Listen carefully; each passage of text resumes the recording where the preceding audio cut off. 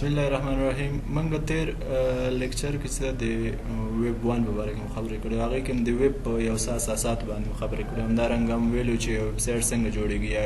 یو ویب څنګه کار تر سره کوي. دې تر څنګ هم د HTML لنډه معرفي کړې. موږ تاسو ویل چې HTML ټایم د رډیسن لخوا په 1900 یو نوی کال کې رامنځته شو چې دا مختلف ورژنونه لري چې HTML اول ورژن 1991 کې بیا په همدې شکل سره 2 نوي 3 نوي 15 نوي پورې څلورم ورژن بیا HTML په 2000 کال کې یو بل ورژن رامنځته شو. هغې نه وروسته وروستی ورژن چې د HTML5 په نامه سره په 2014 کال کې رامنځته شو. یعنې نن سبا ویب سایټونه چې د HTML5 څخه ګټه اخلي. نو موږ او تاسو په HTML کې یا هایپر ټیکسټ مارک اپ لانګویج چې ورته وایي، یعنې دا داسې یوه ژبه ده چې دې په واسطه موږ او تاسو صرف او صرف د ویب سایټ یو ساختار جوړو، یو شکل جوړو، یو فارمیټ جوړو، یا هم محتویات چې ورته وایي هغه جوړو. نو دا ټول په دې کې اوس مشخصو. موږ دې لیکچر کې HTML بیسکس وایي، یا هغه شیان د HTML بیسکس یا ساده کوم شیان چې دي مهم شیان چې دي هغه په دې کې وایي. نو راځو کنټینټ. د کنټینټ کې موږ او تاسو HTML ډاکومنټس وایي چې HTML ډاکومنټس یعنې ابتدایي کوم شیان دا په ځان کې لري. دې تر څنګ ټیکس فارمیټینګ ټیکس دی، HTML خاص کرکټرونه دي، دې تر څنګ HTML سټایلینګ او کالرونه رنګونه چې پکې کارول کېږي، د لینک یا لینکونه وایو، د لینک ډولونه وایي. دې تر څنګ چې د HTML ایمیج یا عکسونه په HTML په کوم شکل سره کارول کېږي، د HTML لستونه وایي. دې تر څنګ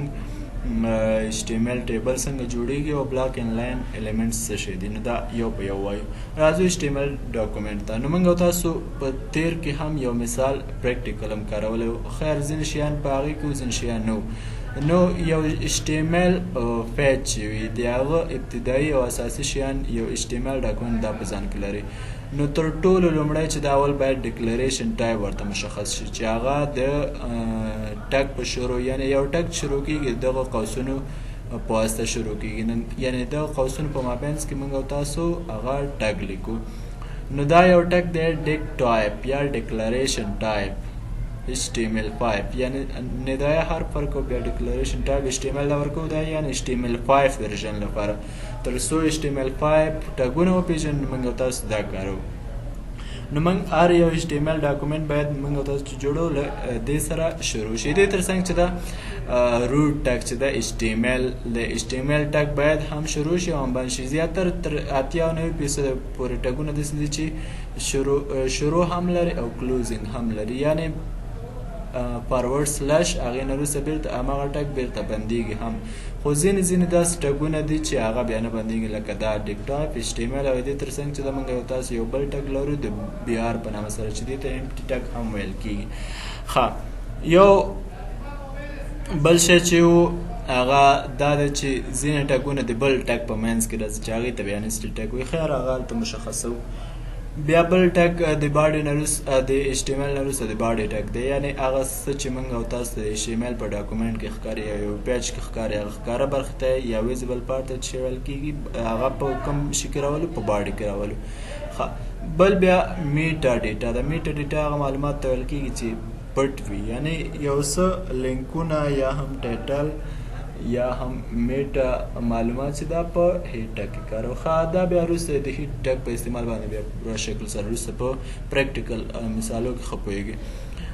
یو نور ټګونه لرو د هیډینګ لپاره، یعنې د سرلیک لپاره په HTML کې موږ او تاسو له H1 څخه H5 پورې ټګونه لرو چې مختلف ټګونه دي. دې تر څنګ د P په نامه سره ټګ لرو، د پیراګراف لپاره BR په نامه سره ټګ لرو، د بریک لپاره لاین بریک لپاره HR، همدارنګه یعنې هاریزنټل لاین لپاره یا افقي خط لپاره HR ټګ لرو. پری ټګ لرو د پری فارمیټډ ټیکس لپاره. مطلب دا ده چې ځینې ټکسونه چې فاصلې موږ او تاسو هلته ورکو په ټیکس ایډیټر کې، خو براوزر یې نه مني، نو بیا دې لپاره چې دا پې ومنو نو د پری ټګ څخه ګټه اخلو. راځو دا ټول په پریکټیکل مثالو کې کارو یا عملي مثال کې. نو موږ او تاسو نور ټیکس ایډیټرونه هم لرو، خو د ساده مثال لپاره کله چېرته نوټ پاډ څخه ګټه واخلو، نوټ پاډ به یو بهترین اپشن وي موږ او تاسو لپاره. نوټ پاډ سرچ کې ورکو او دلته پیدا کېږي نوټ پاډ. نوټ پاډ به چیک کو، اول به سیو کو، سیواز به کو. زه راځم دا په یو نوم سره سیواز کوم، زه وایم چې دا د ما ته ټیسټ په نامه سره. خو ټیسټ نه وروسته نقطه چې دې ورکړه هر یو نوم چې تاسو ورکوئ مشکل نشته خو نقطې نه وروسته ډاټ HTML باید تاسو ورکوئ ځکه چې HTML ډاکومنټ دی دا به هم ورته آل فایلز کوي زه یم ماته د ډیسکټاپ په مخ همدلته ثبت شي سیو وخم اوس که ګورم دلته test.html راغلی دا کلیک کوم اوس دلته ماته اسم نه ښکاري صرف دلته راغلی test.html خو نور په صفحه کې ماته اسم نه ښکاري دلته URL یا هغه ادرس یې ښودلی دی دلته چې دغه فایل په دغه ځای کې موجود دی زه راځم دې کې یو څه لیکل کوم نو موږ او تاسو لومړی یا ابتدایي ټک چې موږ او تاسو شروع کوو په ډیک ټایپ سره یا ندایي حرف ډیک ټایپ بیا HTML یعنی د HTML5 لپاره موږ او تاسو دا ضروري او حتمي چې دا معرفي کړی و دا کلوزینګ ټګ نه لري یعنی صرف اوپننګ ټګ لري او کلوزینګ نه لري یعنی دا امټي ټګ دی یعنی په منځ کې چې څه رانشي د تر منځ کوم خط یا محتویات رانشي هغه ته به امټي ټګ ویل کېږي راځو د HTML روټ ټګ سره شروع کوو یعنی دا ډیر ضرور دی دا به بیرته هم بند هم کو دا ولې ضرور دی ځکه چې HTML پیج موږ تاسو جوړو یا یو پیج جوړو نو دا چې نوی بیا موږ تاسو نشو جوړولای دې ترڅنګ چې د یو HTML پیج دوه برخې ځان سره لري چې یو د هیډ برخه لري هیډ به شروع کې بیرته به بند هم کې او بله برخه د باډي په نامه سره باډي شروع بیرته باډي بند هیډ کې موږ او تاسو CSS لرو جاوا سکرپټ داسې نور بوټسټراپ لرو دې لینکونه دلته موږ او تاسو کارو یعنی هغه له دې سره که چېرته غواړو چې یو ځای کو په یو ویب سایټ کې هغه لینکونه د هغو فایلونه له دې سره موږ د هیډ په برخه کې کارولی شو دې ترڅنګ میټا معلومات هم کارولی شو لکه ځینې ژبې د براوزر لخوا نه منل کېږي نو هغې لپاره چارسیټ په نامه سره یو کرکټر کم کوډ چې د یونیک کوډ دی یا د نړیوال لخوا دا وړاندې شوی دی د ټولو ژبو لپاره نو هغه هم کاروو خو راځو موږ او تاسو دلته یو ساده مثال کاروو د ټایټل په نامه سره یعنی سرلیک ورکوو ټایټل زه مای فرست ویب پیج دا بار ټایټل به بیرته بند هم کوي صرف دا ورکو نور دومره ډیر کارونه دی کې نه کېږي یعنی هیډ استعمال خالي دومره موږ او تاسو لپاره شو نور بیا ټول کار موږ باډي کې کوو دا هم په هیډ کې ورکړو ټایټل ټګ هم وکارو دا به یا به کنټرول ایس واخلي یا دې نه هم کولی شي سیو کوي یعنی سیو به کوي بیا هغې نه وروسته بیرته براوزر ته راځو براوزر کې دا ریلوډ کوو داسې هم ریلوډ کولی شي کولی شي د کنټرول آل له لارې هم ریلوډ کوي پیج کې تر اوسه هېڅ هم نه دی راغلی خو دلته دا تغیر شو ما ته یې ولیکو مای فرست ویب پیج یعنی ټایټل ما ورکړ د یو ویب پیج لپاره ما ټایټل ورکړ زه راځم ټول شیان په دې باډي کې لیکم موږ او تاسو هلته سرلیک لپاره H1 څخه شروع H5 پورې سرلیکونه موږ لرل نو HTML هغه ټول سرلیکونه زه دلته کاروم H1 شروع کوم H1 بیرته بندومه دلته زه لیکم this is heading 1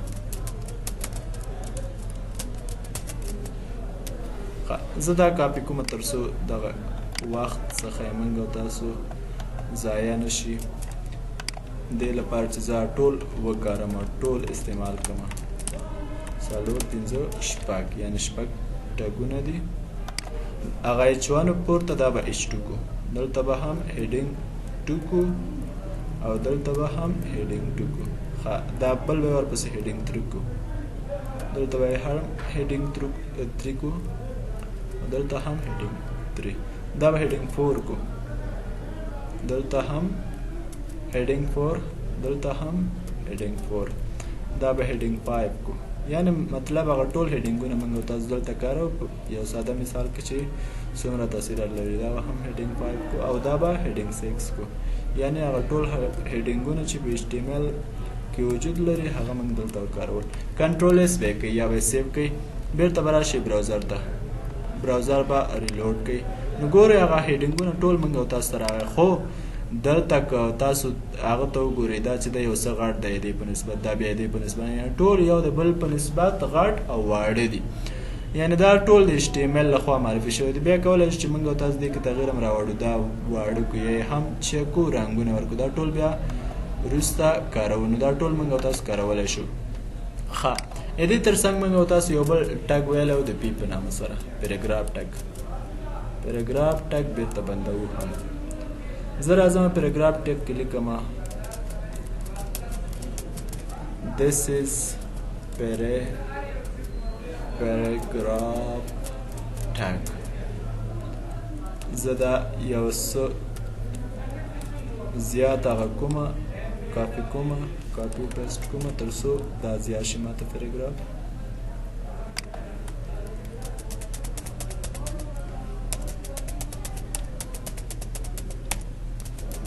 یعنې که دلته تاسو فاصلې ورکړئ دا فاصله بیا در سره براوزر نه مني. دا فاصلې خو تاسو لخوا دي. زه دلته ښه ډېره فاصله ورکوم خو براوزر بیا دا را سره نه مني. براوزر کې بیا ټول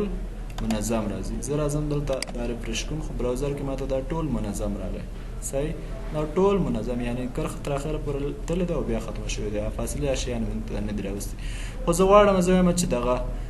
this is a paragraph دغه دوم یو کې چې دا is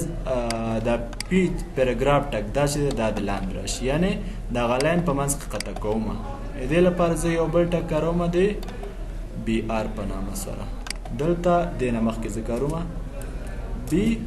آر بریک ټک یعنې دا لاین ما ته قطع کوي یا لاندې لاړ شي. نور ټکونه هم موږ تاسو د بي آر په واسطه کولی شو بریک کړو. خو دا یو مثال دی. زه دا کنټرول اس کوم. بله خبره دا ده چې بي آر کلوزینګ ټګ نه لري صرف اوپننګ ټګ لري. زه به دا چیک کړم ریلوډ به کړم. اوس که ګورم دلته دغه کرښه چې ده لاندې تللی ده پیراګراف چې ده لاندې لاړ ولې لاړ هلته ما بي آر ټګ یا بریک ټګ وکاروم نو دا خط چې ده دې په واسطه لاندې لاړ. ښه پی ټګ هم موږ تاسو وکارو بي آر هم وکارو. نو اوس پاتې دی د ایچ آر او پری ټګ. ایچ آر کې موږ تاسو داسې کوو زه وایم چې دغه پیراګراف په مابین کې دلته د یو خط راشي دې نه لاندې د یو خط راشي. نو زه یو ټګ کاروم دی په کوم نوم سره ایچ آر په نامه سره ایچ آر هوریزونټل لاین چې هغه کوم دلته اوس خط راغی یو څه خط پورته پاتې شي یو څه لاندې یعنې هر یو ځای کې چې تاسو بیا دا ورکوئ ایچ آر کاروئ نو همغه ځای کې دا خط بیا راځي. داسې یو خط راځي داسې یو خط بیا ویب پیج کې تاسو ته راځي. بل راځو زه وایم چې دغه خط دې شي دا پیراګراف ټګ نه لاندې زه یو بل پیراګراف جوړوم بیرته دا پیراګراف ټګ بندوم. زه لیکم this is a poem دا یو شعر دی یا چې هر څه تاسو ورکوئ. نو دا زه کاپي او پیسټ کوم تر څو زیات شي ماته.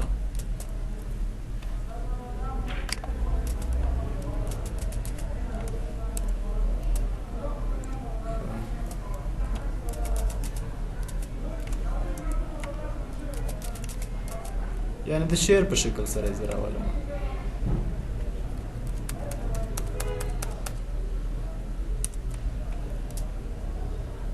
مطلب دغه د فاصلو استعمال دی دلته چې زه فاصلې راولم دا ماته براوزر مني او که نه مني.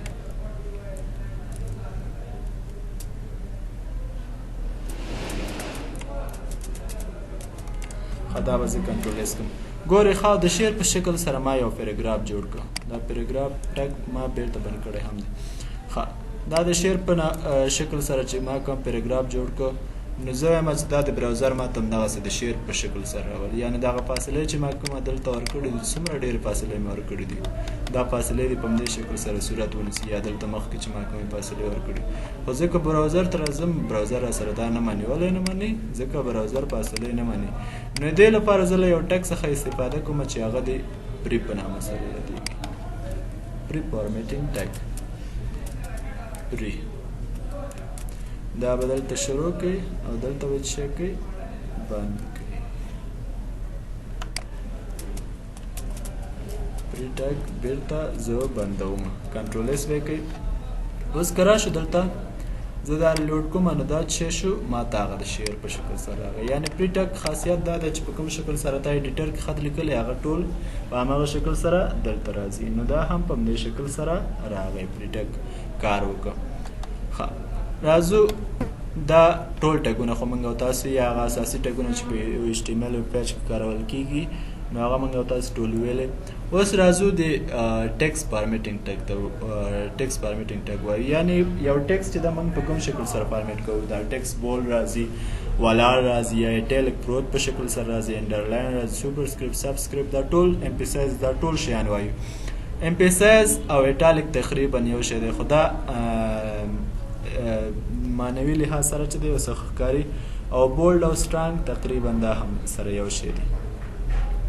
ښه منګه دا هر یو ټګ بېلابېل وایو راځو په دې کې عملي مثالونه کارو دا باډي ټګ پورې زه دا ټول فاکومه تر څو هغه مثالونه موږ ته په ښه شکل سره ښکاره شي اوس زه راځم دلته لیکمه یو مثال لیکمه this is normal text normal text بیا دلته لیکمه چې دغه ټکس ما ته بولډ شي بی ټک یې زه راولم بی ټک بېرته بندومه هم یعنې دا خط ما ته بولډ راولي this is bold text بل ټک زه کارومه د ایټالیک لپاره آی راولمه دلته لیکمه دا بېرته ایټالیک بندوم هم this is italic text دلته زه یو بی آر کارومه تر څو دا خطونه موږ ته لاندې راشي او ښه ښکاره شي بی آر یعنې بریک کوم یې زه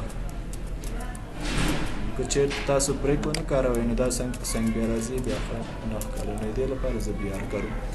زه بېرته راځم براوزر ته براوزر کې زه دا ریفرش کوم نور خطونه لاړ ما ته هغه خو ما پاک کړو صرف دا راوړو دا نارمل ټکس بولډ چې ما که بي ټک مې وکارو بولډ شو او ایټالیک لپاره پروت خط لپاره دا راغی ښه دې تر څنګ موږ او تاسو ویلی وو چې سوپرسکرپټ ټک هم موږ او تاسو لرو د سوپرسکرپټ ټک نه مخکې زه وایم چې وای مربع یا وای مکعب چې هر څه ورته وایم دا اس یو پي ټک کارومه دا بېرته بندوم هم اس یو پي ټک دلته هغه زه چې کوم څه ورکومه فرضاً وای په توان د 3 نو دا زه دلته ورکولی شم بل بي آر ټک کارو دا خو د توان لپاره شو د قاعدې لپاره زه وایم H 2O نو ما ته د قاعده په چې کې راشي ساب کې راشي سبسکرپټ کې دا زه شروع کوم دلته قاعده راولم 2 او دلته هم دا چې شي بیرته سب بند شي بی آر مهم نه دی خو دې لپاره چې دا خط ما ته لاندې راشي زه بی آر کاروم زه دا ریفرش کوم ګورم چې دا وای مربع راغی او دا قاعده چې دا دلته H 2O رانغله که نه نو موږ او تاسو بیا هم کولی شو چې دلته صرف او ورکو اوس نو اوس به او راغلی H 2O وای مکعب یعنې د سوپرسکرپټ توان لپاره اس یو پي موږ او تاسو وکارو د قاعدې لپاره چې 2 دي د هغې لپاره موږ ساب وکارو یعنې قاعدې لپاره بل یو 2 ټګونه موږ او تاسو نور هم ویلي چې د